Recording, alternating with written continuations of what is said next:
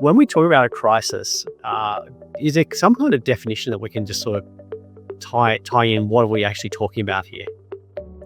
Well, so we have a very loose definition of crisis, and that's because a crisis to one person may not be a crisis to another person. So a crisis, the way we define it, is it's whatever knocks you off your game, whatever prevents you from doing business as usual, and that for somebody, if you are a digital company being knocked offline, if you make widgets, your factory goes down or there's a fire, different crises, but yet very impactful.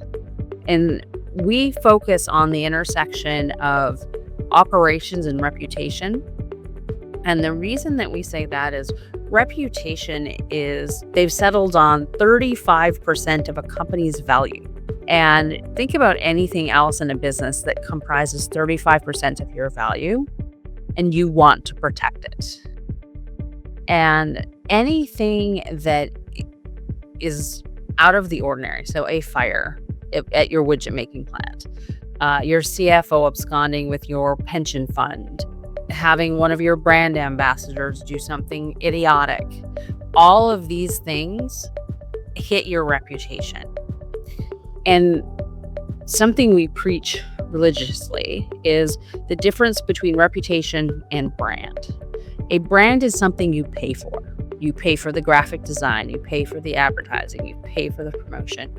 A reputation is something that your stakeholders give you.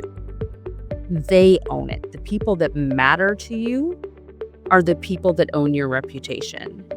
And to quote Warren Buffett, a reputation takes 25 years to develop and 5 minutes to destroy.